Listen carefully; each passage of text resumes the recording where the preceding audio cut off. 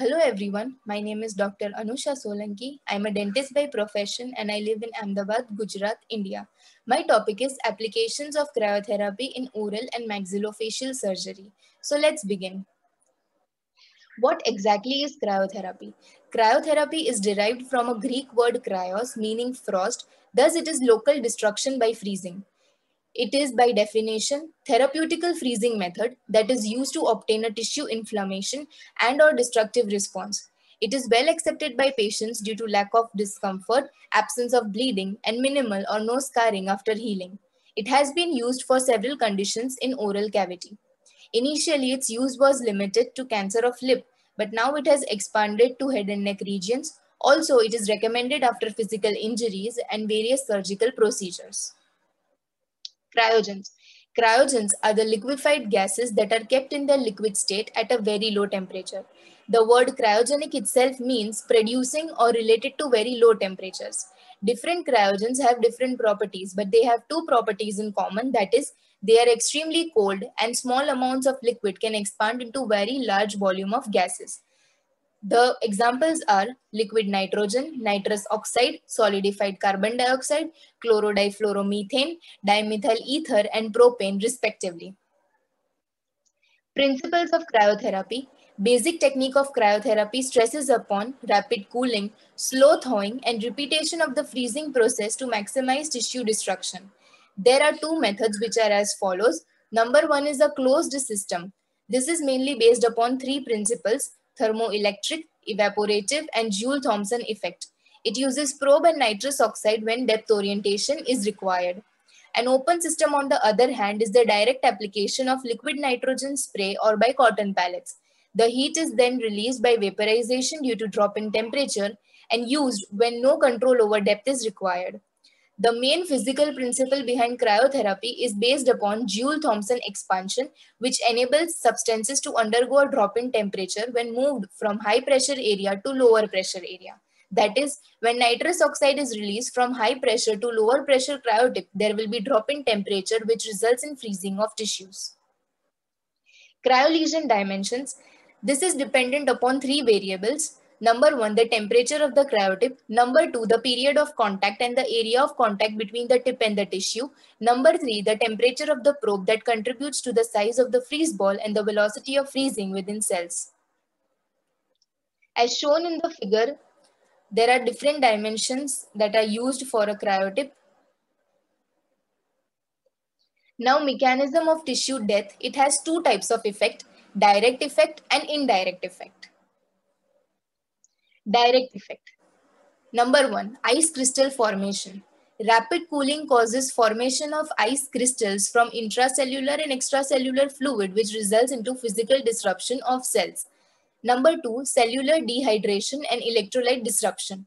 This results into dehydration of cell shrinkage, intracellular increase in electrolyte, which is toxic to the cell and altogether causes cell death. Number three, thermal shock. Damage to the cell membrane due to freezing occurs and this alters the cell permeability, leading to cell death. Number four, inhibition of enzymes. So each enzyme requires particular temperature for their functioning, which is altered and thus prevents their function. Number five, effects on protein.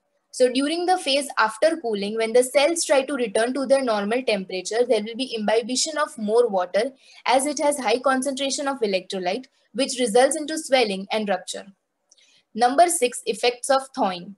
So when the freezing process stops and the tissues are allowed to rewarm, further damaging effects may take place. So a slow thaw prolongs these damaging effects. Indirect effects. Number one, vascular effects. Ischemic necrosis results due to vascular thrombus and microthrombus formation. Number two, immunological effect. When there is massive release of pathological cell antigen, this makes them susceptible for host surveillance mechanism. Instrumentation. The application of cryotherapy to the mouth requires equipments with certain abilities. Number one, the cold source should be as small and sufficiently maneuverable to reach various parts of the mouth. Number two, it must be controllable to the extent that selected areas can be frozen without damaging to nearby structures. Number three, it should maintain the required temperature for as long as required. Number 4, the temperature of the cold source should be variable. Number 5, the rate of thawing should be controllable. And number 6, it should be fitted with a thermocouple so that temperature at the tissue surface can be easily read by the surgeon. As shown in the figure, it shows the armamentarium. First figure shows cryosurgery using liquid nitrogen and the second one shows cryogun. Variables in cryotherapeutical techniques. So there are certain variables like type of apparatus, rate of cooling, temperature achieved, the duration and repetition of freezing, rewarming phase, volume of tissues, and other ancillary measures like use of vasoconstrictor agents and digital compression of afferent vessels. Application of cryotherapy in oral and maxillofacial surgery. There are various applications like it is used in vascular malformations like hemangioma, nevus, lymphangioma, hyperkeratosis and leukoplakia, granulomatous and hyperplastic conditions like denture hyperplasia, mucous cyst and polyps, erosive conditions, intractable facial pain, intractable TMJ pain, oral cancer, basal cell carcinoma, trigeminal neuralgia, third molar surgery, and odontogenic keratocysts. As shown in the figure, this shows the application of cryotherapy on hemangioma, leukoplakia, melanotic macule, seborrheic keratosis, mucocele, auricular basal cell carcinoma, trigeminal neuralgia, respectively. Healing after cryotherapy. The epithelial basal layer is severely damaged after cryotherapy, whereas the parabasal layer and the intermediate layers of epithelium are less affected. So reepithelialization occurs in mouth after 7 to 12 days and 10 to 20 days on the skin. Bone gets devitalized by cryotherapy is also replaced by future bone growth. Advantages are minimal or no pain, less discomfort, predictable low tissue damage, minimal or no scarring, can be an adjunctive therapy with surgery or radiation therapy in malignancy, safe, easy to perform, inexpensive, no need to suture, and no anesthesia is required. Disadvantages are that healing is slow and often results into ulceration in about 3 to 5 days of time, and healing takes place by secondary intention. In lesions of tongue, the procedure can limit its function. Volume of lesion can be beyond its capacity sometimes. Extensive lesions are difficult to treat, and cryosurgery is non-specific in its destructive effects. Because of the flow rate in larger arteries, it is virtually impossible to freeze these structures using surface contact probes.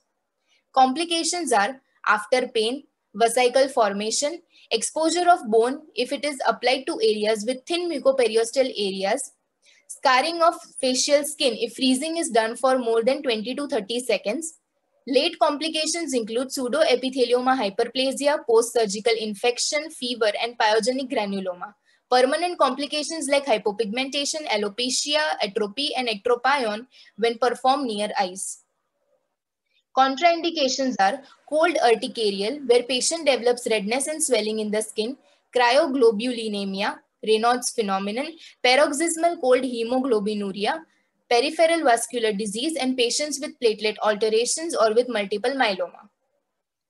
Conclusion is that cryotherapy is an effective treatment method for a variety of lesions of head and neck regions. It is also advantageous over surgery and well accepted by patients. Therefore, we can expect a considerable increase in the use of cryotherapy in oral surgery along with a much better understanding of the basic principles and techniques related to this form of treatment.